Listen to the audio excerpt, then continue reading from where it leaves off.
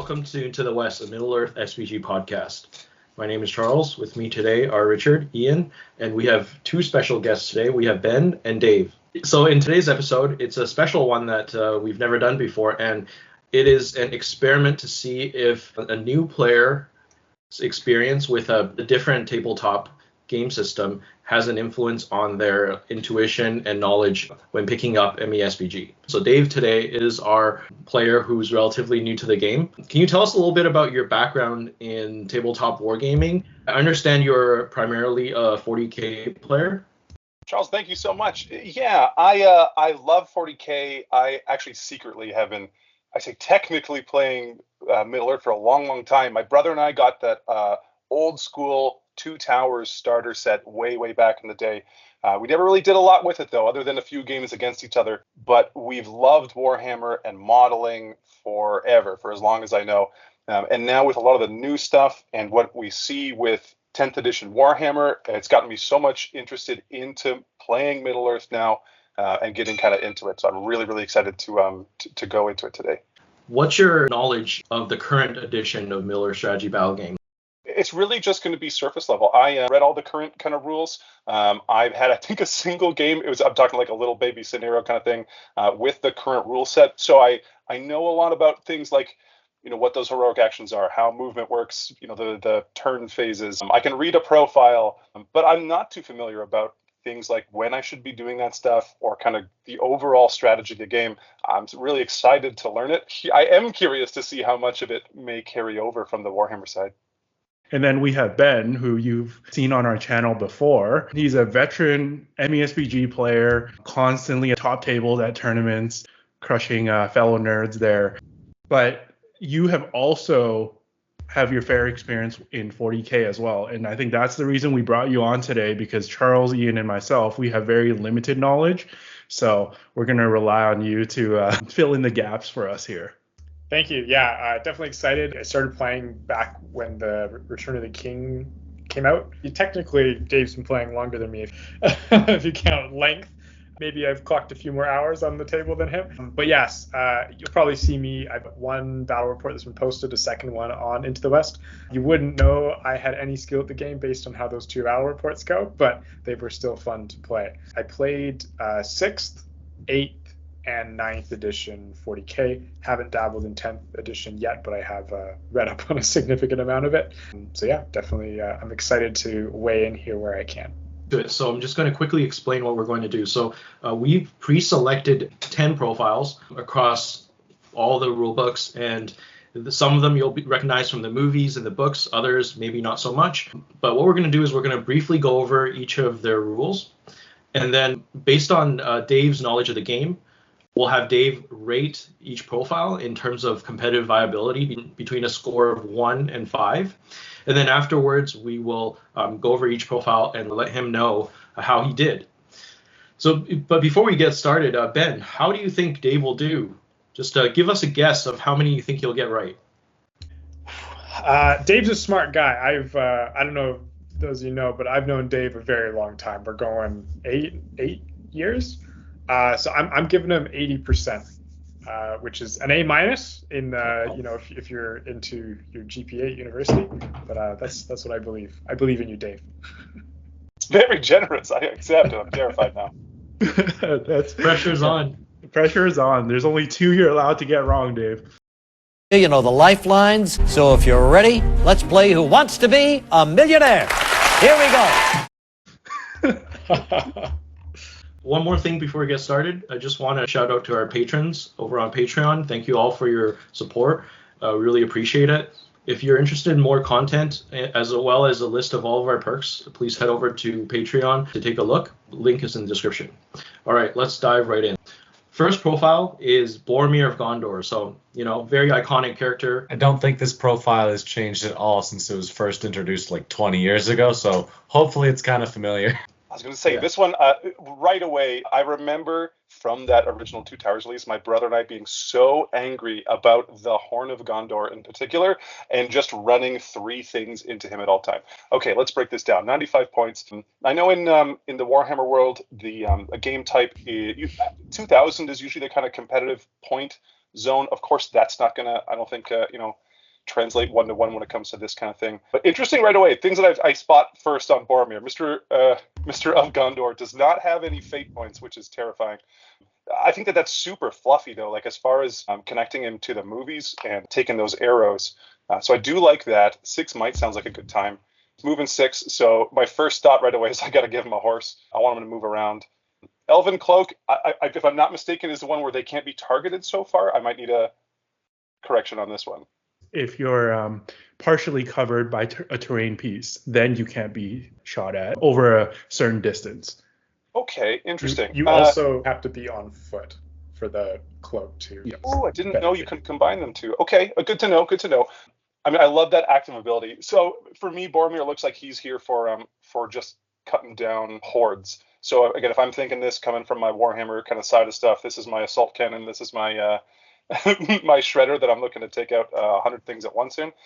So I'm going to throw that shield on him, and I'm going to walk him towards a horde of something just to see if I can trigger that outnumber 2-to-1 or more thing at any point. For me, again, only looking at this profile for a second here, keeping him more or less alone, just so I can make sure that he's always going to be outnumbered.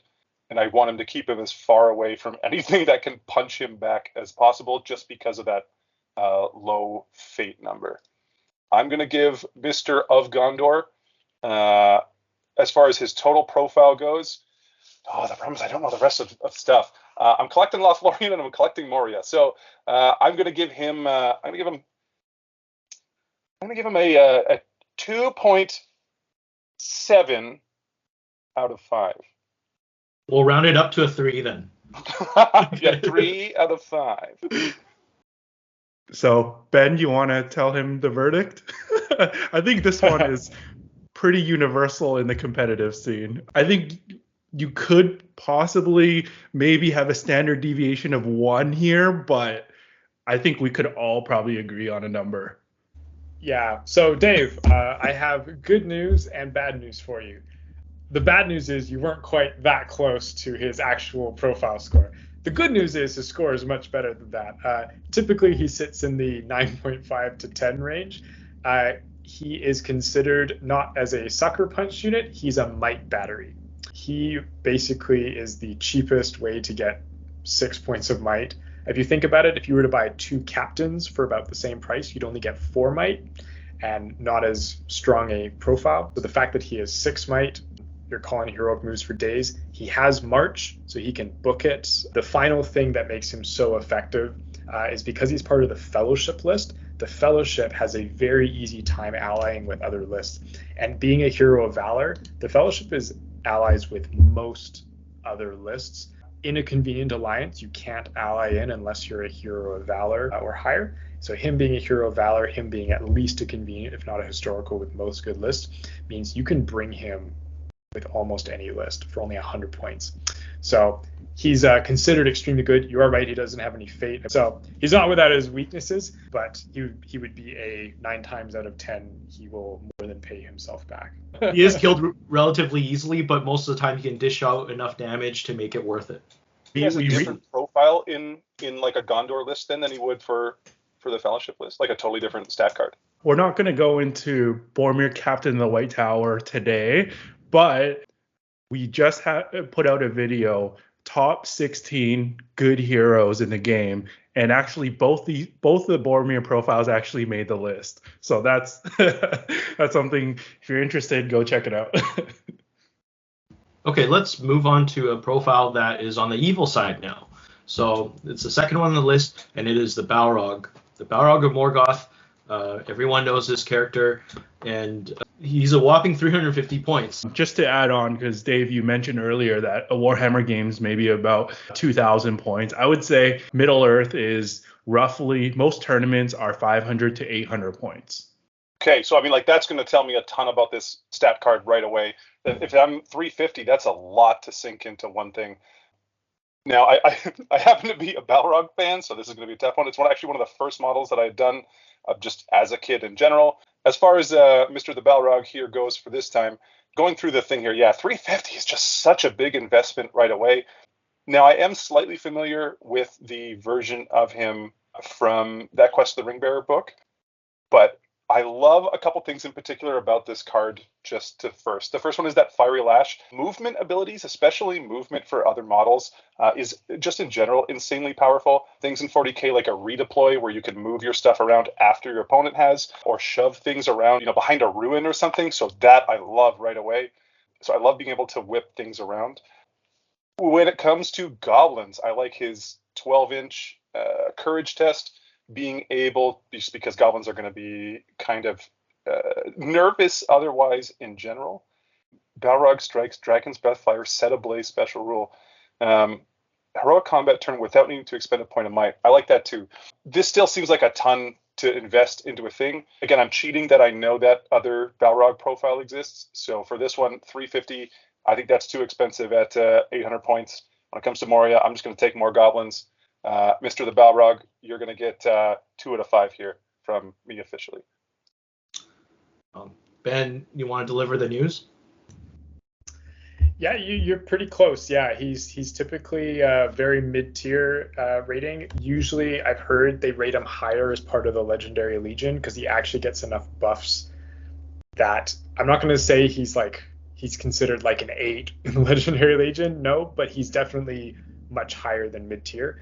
But as a base profile, I think you're right on the nose. Usually the 2 to 2.5. The biggest drawback is to spend 350 points on a model with no might. If you're rolling 4 dice in a combat, you have about a 60-something% chance of rolling a 6. Slightly more than half of your fights, you're going to roll a 6, which means only slightly under half of your fights. You're not going to roll a 6, and every turn that Balrog doesn't kill something, it's just a waste of points. I think that the best way to describe it is it's 350 points that you're rarely going to get points back on. I will say that this profile is kind of a pub stomp. So when newer players play the Balrog, they think he's like a 5 out of 5. But yes, because they might throw all their guys, all their heroes into the Balrog. And if you look at the raw stats, you can't really beat the Balrog. So it's just as you get better and you play better opponents, then they'll have workarounds with this profile. So that's why he's not usually like super competitive. But I will say you have a good eye in pointing out the Fiery Lash. That is probably the rule that keeps the Balrog like usable in the competitive scene, because that even against like a really good player, if you get the lash off against their leader, their general, then you actually have a very good chance of winning right off the bat. The Balrog is a little bit tough to use for another reason, and that is because he has such a big base size. So I know in 40k, the model positioning doesn't matter as much, but in middle or strategy battle game, you need to be base to base with the model you're fighting in order to fight them. And so moving only 6 inches and having a 60 mil base, a lot of times he can get blocked and trapped, and he won't be fighting for half the game. And so that's another reason why like big base models can be very hard to use for beginners. Yeah, so He's got wings. They got to give him flight. I don't understand. It's controversial. I mean, he did fall down with Gandalf, though, and he didn't use the wings then. But yeah, like, so just to add on to what Charles is saying is like, I know like in 40k you can kind of like bubble wrap like big things and make it impossible to get them. So in Middle Earth you can kind of do like base blocking, so you lock up other models in combat and you just make it so their base can't fit through the gaps. It's kind of like a similar thing. So you just kind of block things out and like they're untouchable. And you can also obviously use that against big things, or you can use it to your advantage. Ian, are you trying to flex your 40k knowledge here? Show off. I know like a thing. He's out. We maxed him out. Okay, so the next profile is the Barrow White. So this is our first spellcaster. The Barrow White is from the Angmar faction. And since he only has one spell, we'll just go over Paralyze. Basically, if the target fails to resist a spell, they fall in asleep. So they basically count as they're on the ground. Models near him and also the model itself can roll a dice at the end of each turn. Only on a 6 will they wake up. We get to roll 1 dice per model trying to wake the model up. And then when you're like asleep or paralyzed, any model that you're in combat with, enemy model, they automatically win the fight, and then they just strike at you directly and you count as trapped. So it's like double strikes. I like a couple things that I'm seeing right away. Now, unfortunately, I don't see a lot of the stuff around it. I don't know what is great in an Angmar list. I don't know, right, who else that this is going to be hanging out with so much. But with that being said, 50 points, knowing now that Boromir is 95, if I can keep that, that really high value target locked down with that spell. That seems like a pretty good trade for 50 points. Casting on 4s, heavy armor and sword. I don't know what Blades of the Dead does. I do know what Terror does. He's moving 6.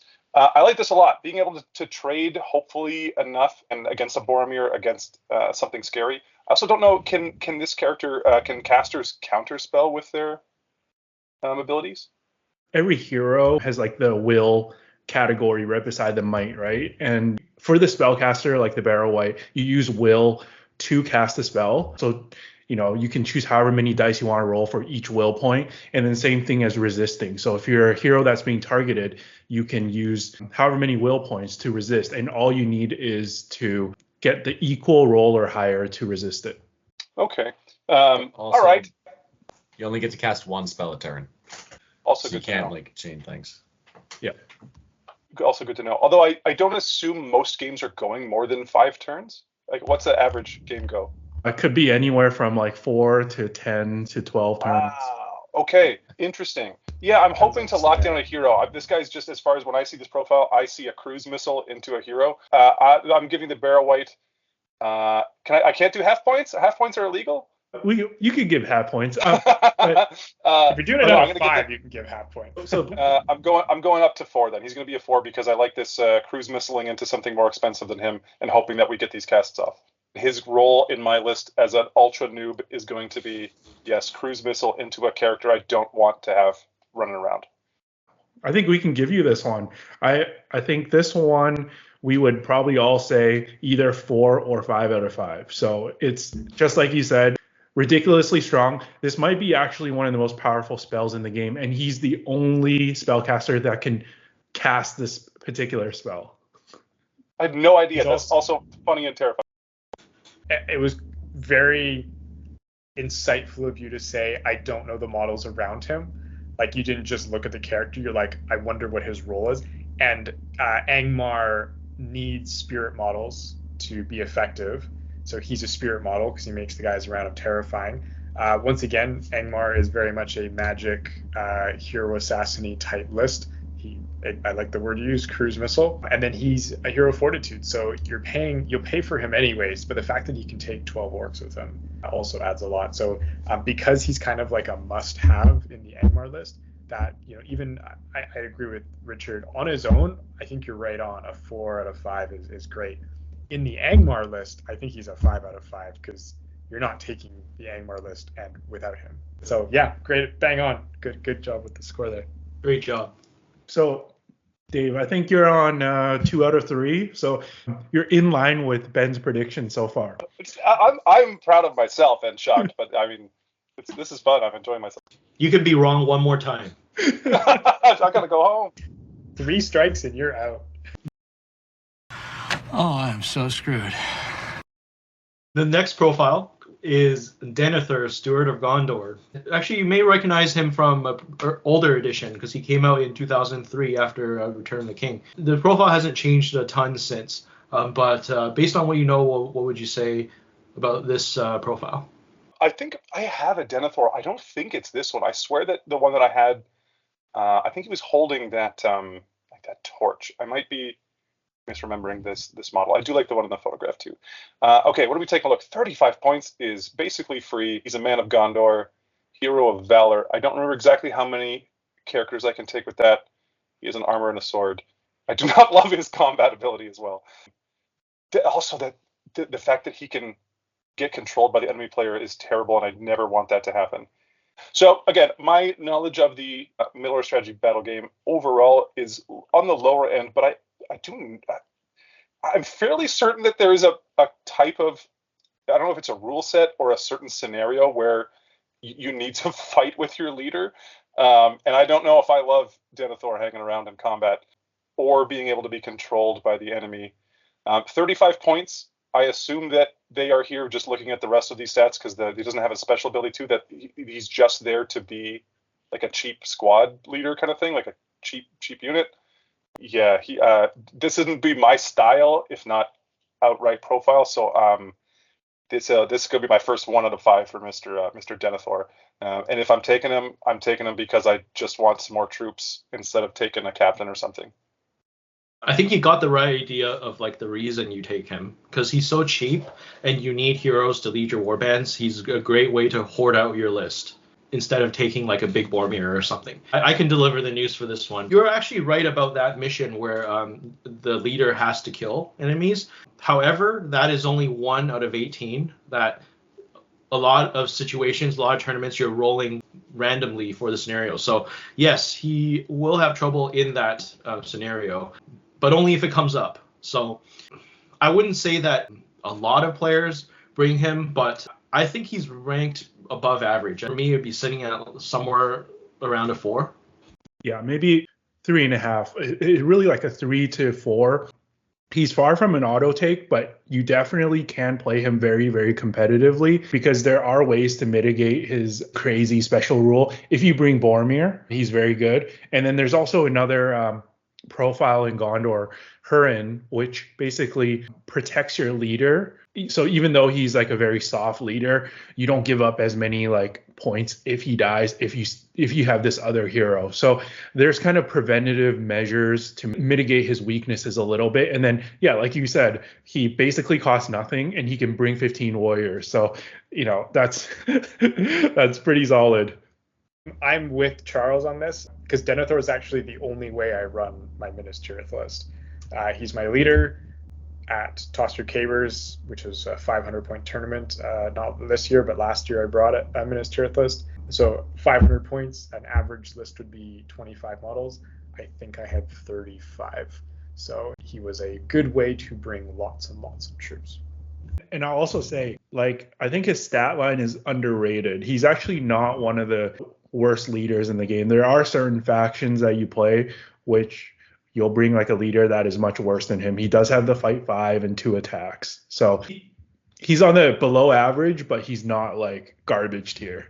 Yeah, it's just if he had like a couple points of might, he actually would be like a pretty competent combat profile for like a cheap points cost. But because he doesn't, and because of the crazy rule, it kind of brings him down a bit combat wise. So your logic, Dave, was perfect. You're like, not a great warrior, good if you're trying to hoard out. The only thing wrong with the rating was the score, but that's all. Interesting. Just so fascinating. And I actually didn't even realize that the Boromir clause in there is funny. Now, can you take the Fellowship Boromir with Denethor, and will that like trigger that'll count for him as far as that's concerned? That's okay. That's a bit more cheesy because it's like a convenient alliance. It's not like one of the standard alliances. So I've definitely done it, but some more thematic players might not have done this kind of list. I'm surprised to hear Richard use the word cheesy. I've seen how you play. I didn't know you knew that word existed. Yeah, I'm self-aware. In Richard's canon, Denethor followed Boromir to the Council of Elrond. So, and then brought back an army of elves and clansmen. And go here. The next profile is Goblin Mercenary Captain. So give you a moment to look over it. What do you think of this one? I've been trying to absorb as much as I can right away. Okay, 50 points. He's got Denethor right there. Bam. I like that. Number 2, I don't know what Cave Dwellers does, but I really like those 2 special rules right off the bat. Not having to take spears means I just don't have to, as a modeler, I don't have to worry about modeling all those spears. Second, I just like the ability to just crunch up a bunch of things. For 40k, I play Space Marines primarily, but I have some Tyranids and some Imperial Guard, and I had to buy movement trays to play with them just because it takes a decade to move them across the table. And if you like goblins, you run into that problem too, that are probably going to need some movement trays. So being able to just shove kind of stuff, that's going to be handy. And the redeploy on the second one, again, triggers my redeploy vision of that's exactly what I want to do. Interesting. It's so cool that it's in a terrain kind of piece specifically. It tends to be board edges in Warhammer for when it comes to that kind of stuff. So I really, really like that. So assuming you're taking more of those mercenaries with him to trigger that chittering hordes, I love the captain. I'm going to give Mr. Captain 4 out of 5 right off the bat. And he needs to hang out with lots of friends to flank. So if you've seen Ben's armies, he's a huge fan of these guys. So why don't I let Ben respond? Yeah, I mean, I rarely play these days without him. I love the profile. You're probably within the ballpark of what I rate him. I actually would rate him maybe a little bit less. I think he's a little overcosted. That's my only beef with him. Everything else about the profile I'm okay with. Azog's Legion suffers from, they have two named heroes. Both of them are extremely expensive, so it's very hard to get numbers. So the reason that this guy's profile really bumps up the list, the only way to bring Goblin Mercenaries into the Azog's Legion list is with the captain. So if you want to hoard out your list, you have to take him. So kind of like the Barrowweight in the way that he fulfills a role. I'd probably give him a 3.5. But yeah, you're within the 1 point variance that Richard said we're allowed there. So good call. I would probably give this profile a 5 out of 5. So I guess we can even out to a 4 because I think Ben has a point in Azog's Legion maybe, but I would say in the other list that can be taken, Goblin Town is you have to take this profile because Goblin Town's all about hoarding, but then they're very slow. With this profile, like mobility is just so powerful with all the objectives and the different scenarios. Yeah, like it's priceless. For reference, like this is basically like a deep strike. In Lord of the Rings, there's like 2 armies that have units that can deep strike. It's these guys and hobbits. And I guess there's also the Watcher in the water. I saw Richard's hand go up. Yeah, the Watcher also can show up out of the ground. So there's 3 units that can do it. And then there are some other ones, like depending on scenario, where you show up on different table edges, but these are the only ones that can do it in every game where they want to in like a terrain piece usually. My opinion is probably close to Richard's. I would probably give him close to a 5 as well, but you're in the right ballpark. I like the guy that chooses to use him every game is the one that gave him the lowest grade. I've noticed that trend. It's like everybody who has to play against these things always rates them super high, and then people who like use them a bunch, they're like, it's good, but it's not great. Back to our original question of like, right? Do these skills or do these kind of like, does this knowledge kind of transfer over? That like, I feel like I think the Balrog and the old Boromir of all these profiles, the only ones that I've even seen before, and being able to spot like, okay, this is why I want it has been funny combined with the fact that I've been off on the actual ratings for most of them. That's a weird combo.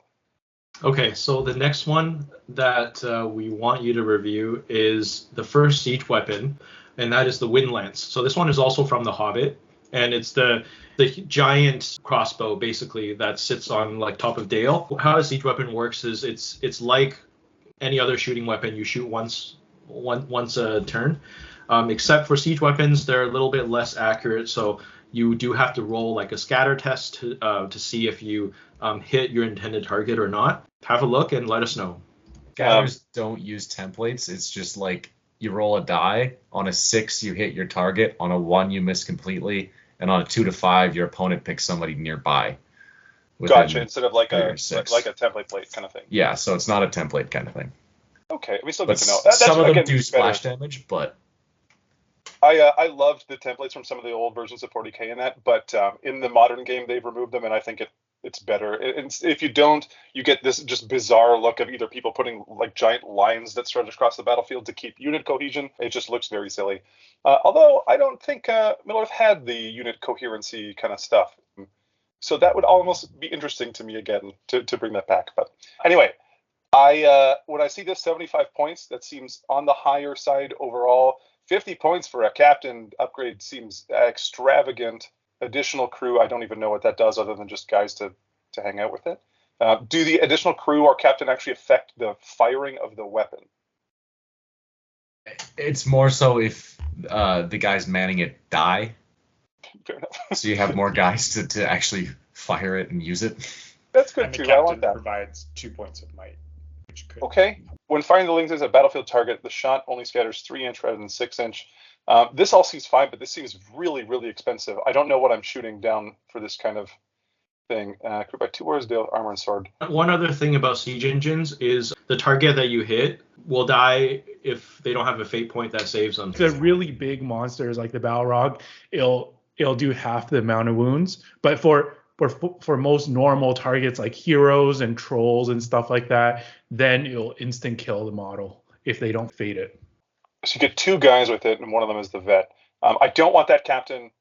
That's way too expensive. I probably don't want that much crew. So right off the bat, I'm just going to run this thing naked as far as I'm concerned.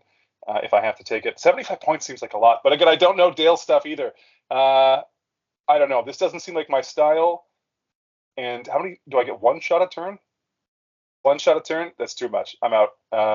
Windlance is getting. It's my first, second, 1 out of 5. Wow. I would argue this is a 0 out of 5. So you say you nailed it. Well, just look at that thing. Yeah, the captain for 50 seems outrageous. Well, if the game lasts, let's say, an average of 10 turns, you will get 5 shots off, and you'll scatter 1 of them. So you'll maybe kill 4 warriors the whole game, statistically speaking. Because the chance I'm not going to be specifically hitting stuff just because of that scatter, right? And even if you hit hit the hero, he'll fate the wound.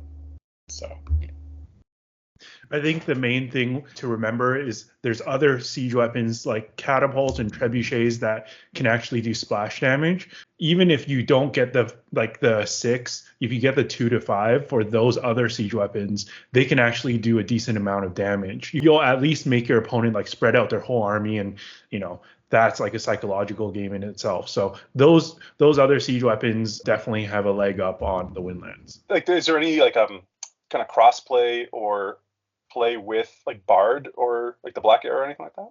Yeah, the Bard can operate a Windlance as well. In this game, it's kind of a meme pick because of how expensive the Windlance is. So generally, you won't see it at a tournament. So we're going to do another siege weapon now, and this one is the Gondor Avenger Bolt Thrower.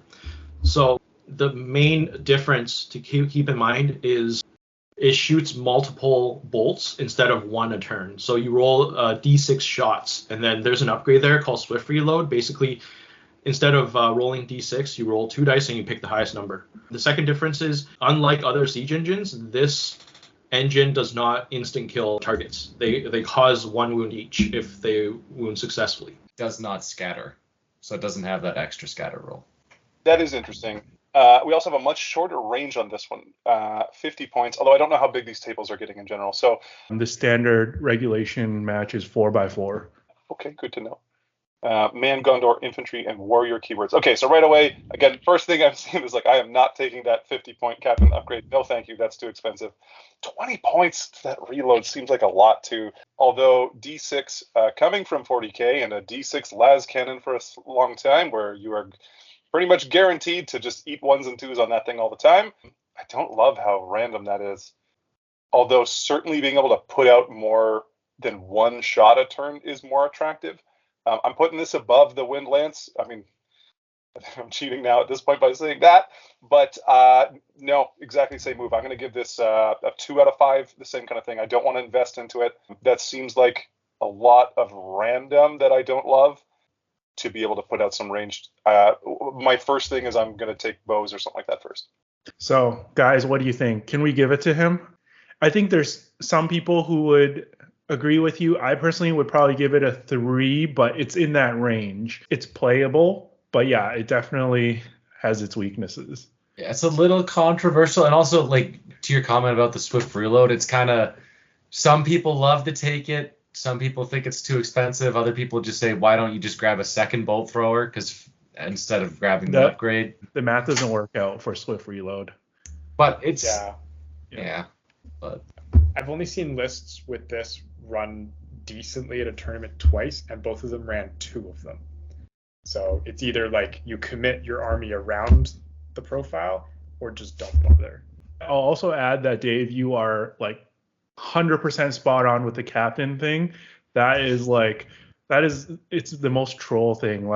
You have to brainstorm to think hey, is there ever a situation that we would take the captain? And then it's okay, maybe if we do this, but it's generally a bad pick.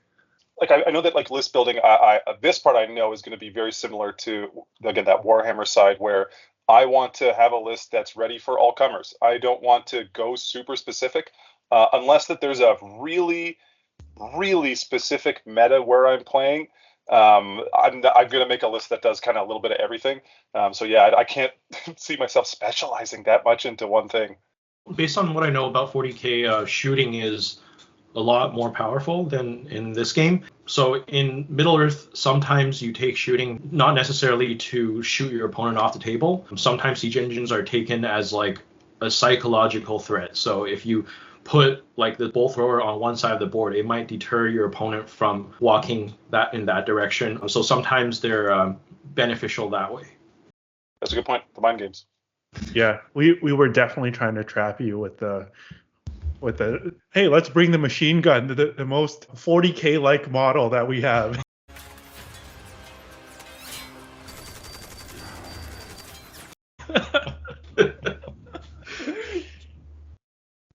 Okay, so the next profile is Malbeth the Seer. So this is a character from the books, and he's in the Arnor list. So his main rule is that models within 6 inches of him, they get a 5+ save. Well, that's fun. 70 points. Okay, again, I don't know the Arnor lists specifically, so once again, I'm sadly unable to see or kind of have an idea into what he's buffing. I do like an apothecary though, someone that can do some healing or wound prevention in this case. It looks like on a 5+. So what's that? 1 in 3. How often can I do this? Every time something within 6? Okay, that's a good time. Yes, that I do like the idea of an additional save.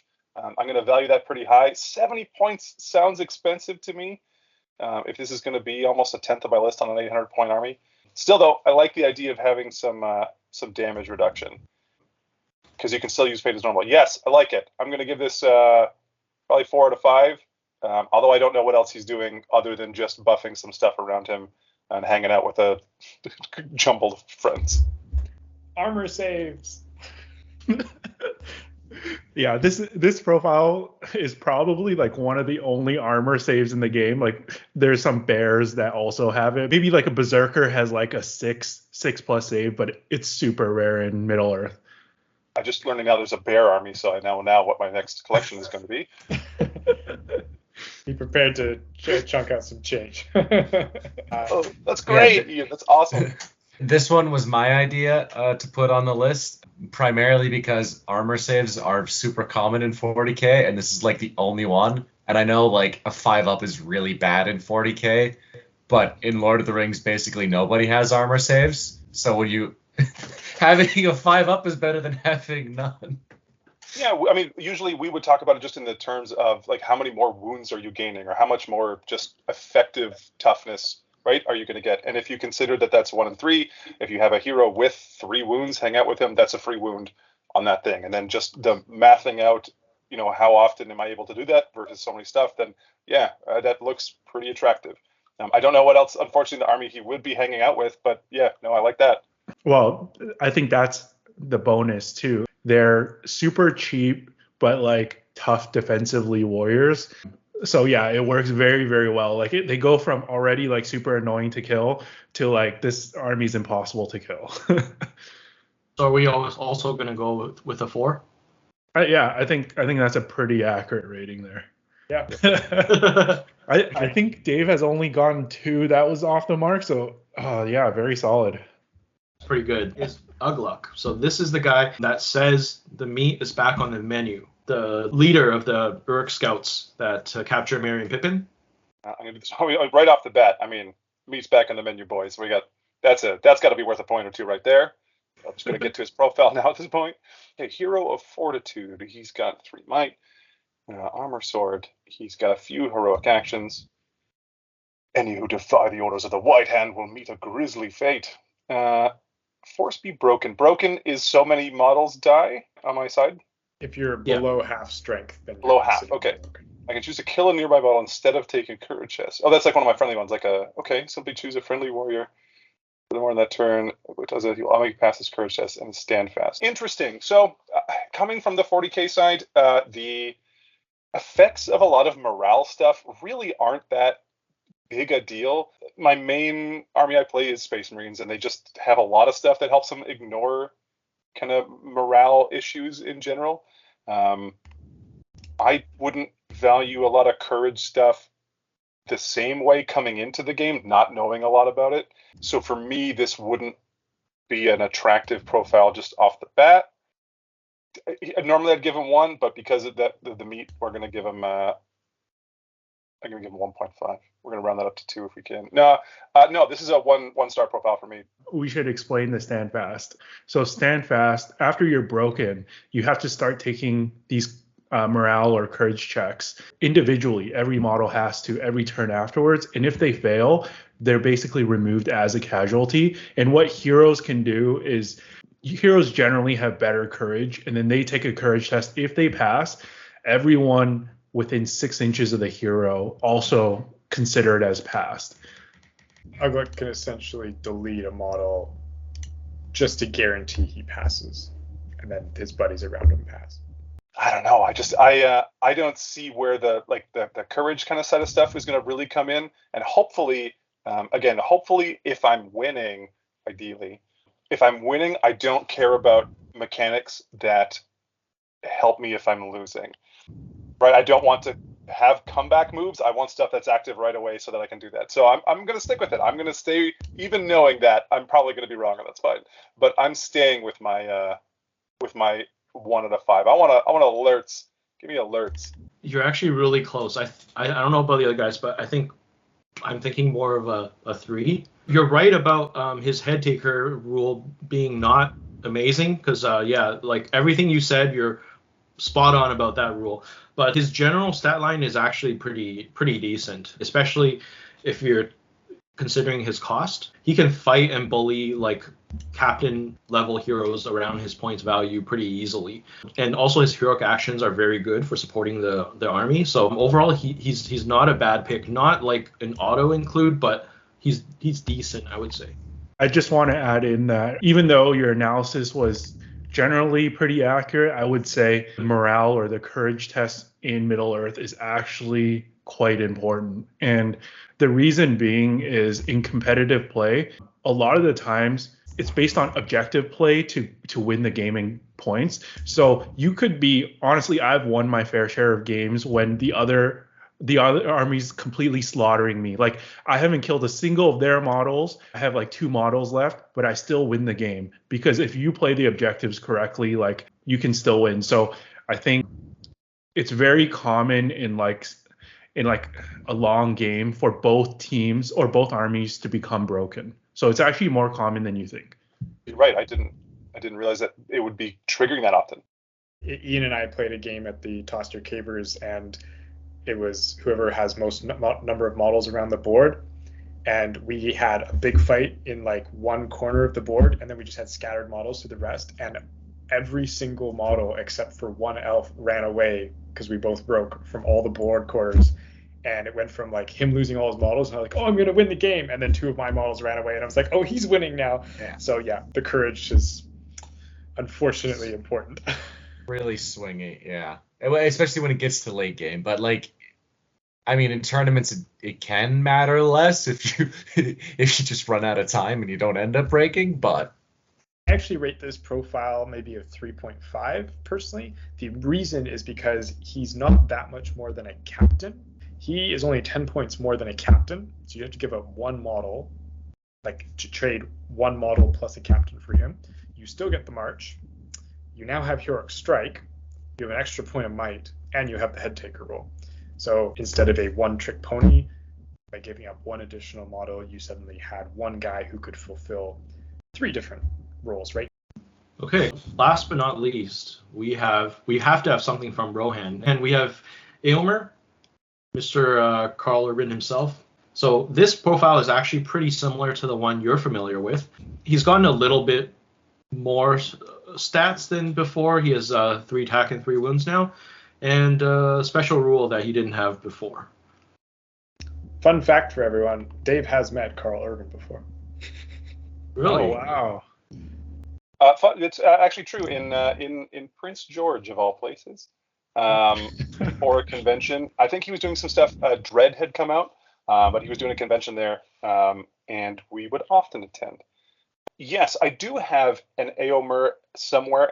I don't know what Expert Rider or Horse Lord do to give myself a point of just I'm trying to defend myself on each single one of these profiles before I get to them, which is perfect. I think we can explain the special rules to you before you give the rating, so it's a bit more accurate. Sure. I mean, I like my defense though, but yes, go ahead. Expert Rider, it's a nice little rule. It doesn't come up all the time. Is it re-rolled when you get dismounted, or is it +1? It's re-roll your Throne Rider test. Okay, Yeah. yeah. So you also can carry And more jump. equipment. Yeah. And jump, you're right. And yeah, You can carry some extra equipment without taking negatives to having a bow and a shield. What else? doesn't You can have to also dismount to take light objects. light yeah, objects. that's it's a bunch of small buffs. Does a throwing spear use his profile for like damage or anything, or is it its own weapon profile? No, it doesn't. Okay. Okay, so I'm out on throwing spears. Sorry. I am giving him a shield just because I like shields in general. I'm going to give him a horse because he's kind of the marshal of the Riddermark. That'd be embarrassing if he had to show up without his ride. But I really like the flavor of his ability, just having Theoden or Eowyn hanging out with him. I assume that I'm running with this list Eowyn also mounted and same torpedoing her into something just to buff up Eomer. I like that idea. 100 points seems like a lot too, though. How's this thing? Heroic strike, heroic strength. Interesting, but it seems like a lot of moving parts to get him going. I'm going to give Eomer 3 out of 5 on the strengths that I'm also now investing into Theoden or Eowyn. So I'm like looking, I don't even know what they cost. I'm going to need to invest more to give him a ride and a shield. And I don't know if he's going to punch up enough more than that without having to also count those other things. 3 out of 5, the Riddermark's a good time.